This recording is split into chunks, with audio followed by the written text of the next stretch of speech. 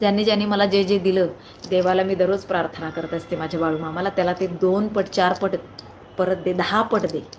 ज्याने मला जे दिले ना त्याला ते 10 पट दे. आणि जे मी कुणाला काय दिलं असेल ना त्याचा मला छोटासाच भाग दे. हां. आणि मी जरी कुणाला काय दिलं असेल चुकीचं, तर मला ते 10 पट तू दे. हां. पण मी जर कुणाला काही चांगलं केलं असेल ना, तर त्यातलं थोडंच मला सुगू दे. मी जर कुणासाठी काही चांगलं केलं असेल, मी खूप नाही मागत आहे तुला. आणि ते होतंय. माझ्या बाळूमामावर खूप विश्वास आहे. तो देव आहे ना फार डेंजर आहे बरं का. आत्ता आपण बघत असाल म्हणजे मी सुद्धा बाळूमामाचा अवतार म्हणून त्या व्यक्तीला मानत होते, ते म्हणजे मनोहर भोसले. मी सुद्धा मानत होती की बाळूमामाचा अवतार आहे. तो बाळूमामाचा अवतार आहे किंवा बाळूमामाची सिद्धी त्याला प्राप्त आहे म्हणून मी ही मानत होती. परंतु काय झालं, त्याने खोटेपणा केला. त्याचा खोटेपणा गेल्या वर्षापूर्वीच माझ्या लक्षात आला होता आणि त्यावेळेलाच मी बाजूला झाले, म्हणजे एक 10 महिन्यापूर्वी. आणि त्याच वेळेला मी बाबा नको, तुझी चुकीची कामं तुला लकलाप, हा भोंदू बाबा आहे. आणि त्यावेळेला मी त्याच्या विरोधातमध्ये बोलायलाही सुरुवात केली होती. परंतु त्याने आणि त्याच्या पीएने मला माफी मागितली की आमचं चुकलं, याच्यानंतर आम्ही असं चुकी करणार नाही. कारण ज्या वेळेला त्यांना कळलं ना की मी चुकीच्या गोष्टींना सपोर्ट करणारी बाई नाही किंवा सहन करणारी बाई नाही, तेव्हा त्यांनी काही बायकांना माझ्या विरोधातमध्ये व्हिडिओ बनवायला सांगितला. आणि ज्या वेळेला मला ते कळलं की हा व्हिडिओ यांनी माझ्या विरोधातमध्ये बनवायला सांगितला, त्यावेळेला मी त्या लोकांना भांडायला गेले की तुम्ही काय माझी सुपारी देता का, मला मारायला लावता का, लोकांना माझ्या विरोधामध्ये उभं करता का. तर त्यांनी असं नाटक केलं की आम्ही ते केलंच नाही. परंतु जेव्हा मात्र मी त्यांच्या विरोधामध्ये यूट्यूबला काही पोस्ट टाकायला सुरुवात केली की तुमची बंधुगिरी मी बाहेर काढणार आहे वगैरे वगैरे वगैरे, त्यावेळेला मात्र ते घाबरलेत आणि ते मला माफी मागायला आले. दोघंही, तो कोण आहे त्यांचा पीए तो पण आणि ते मनोहर भोसले पण. आणि त्याच्यानंतर मला काही चांगल्या लोकांनी सांगितलं की जाऊ दे वानखेडेताई, मरू दे, त्यांच्या कर्माचे भोग ते भोगतील, मरू दे. ते काय चुकीचं करतायत ना त्यांचे भोग त्यांना नक्कीच भोगावे लागतील. ते तुला काही चुकीचं बोलले असतील ना तुझ्या बाबतीत लोकांजवळ, त्याचेही भोग ते भोगतील. आणि मी खूप रडले बाळूमामाजवळ जाऊन की मामा मी तुमचा अवतार म्हणून तिथे गेले होते, मला तो कोण आहे माहीत नाही आहे, माझं चुकलं असेल मला माफ करा. परंतु मी जर काही चुकीचं केलं असेल मामा तर मला सोडू नका, अजिबात नाही. परंतु मी जर चुकीची नसेल आणि त्या लोकांनी जर चुकीचं केलं असेल ना मामा, त्यांना त्यांची सजा द्या. तुमच्या नावाच्या पुढे जे आहे ना की बाळू धनगर कुणाला सोडत नसतो, चुकीचं करणाऱ्यांना आहे ना बाळू धनगर सोडत नसतो, हे तुमचे वाक्य आहेत.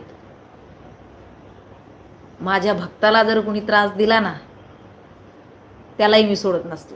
मी जर थोडीशी जरी भक्ती स्वच्छ मनाने केली असेल किंवा मी खरी केलेली असेल ना मामा, तर याचे प्रत्यय तुम्ही दाखवा. आणि 6 महिन्यातच त्याला अटक झाली, त्याचा भोंदूगिरी सगळी बाहेर पडली.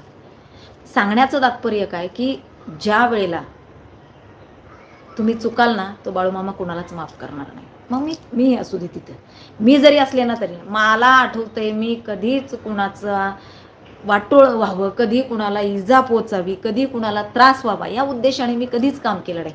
मला किती त्रास दिला या बायकांनी. मी जेव्हा त्यांच्यापासून बाजूला झाली, माझ्या विरोधकांना जाऊन भेटल्यात, अक्षरशः माझ्या नवऱ्याला जाऊन भेटल्यात, किती माझी बदनामी केली, किती मला त्रास दिला, पण मी एक शब्दही त्यांच्यावर काढत नव्हते.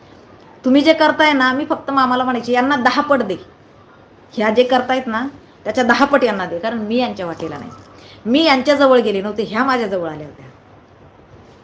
यांनी मला सांगितलं होतं की आपण सोबत काम करू, पण जेव्हा मला कळलं की ह्या माझ्या विरोधात कांड करतायत, माझ्या विरोधातमध्ये खिल्ली उडवतायत माघारी, माझ्या विरोधातमध्ये लोकांना जर कुणी म्हटलं असेल त्यांच्या ग्रुपमधलं की आम्हाला फोटो काढायचा किंवा काय, तर त्या लोकांना शिव्या देतायत की कोण येते अशी, किंवा मला जर कुणी बाहेर गेल्यानंतर त्यांच्यासोबत असताना जर कुणी म्हटलं आम्हाला सेल्फी काढायचा किंवा काय, तर यांची जे काय होत होतं ना त्यांचं माझ्या बाबतीत ते मला दिसत होतं. तरी पण मी जाऊ दे.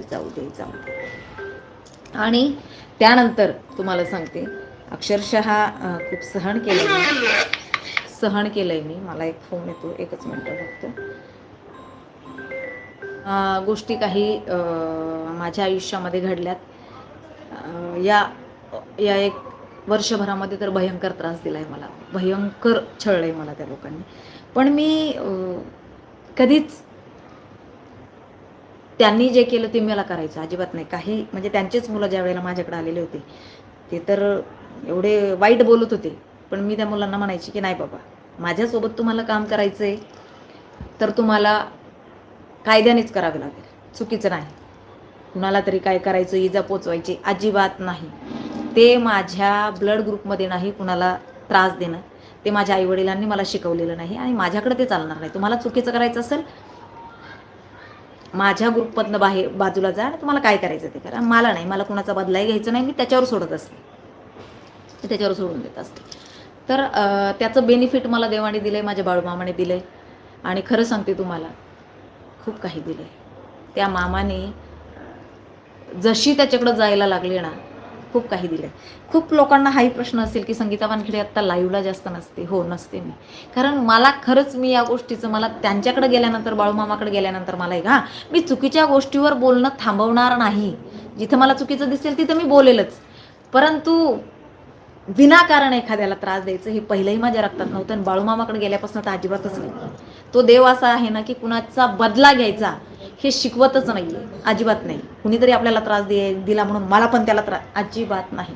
तो म्हणतो तू माझ्याकडे आलाय ना, आता ते माझ्यावर सोडून दे, मी बघतोय त्याचं काय करायचं ते. आणि तो खरंच बघतो बरं का. माझ्या इतका अनुभव तुम्हाला सांगते ना, कुणालाच आलेला नसेल.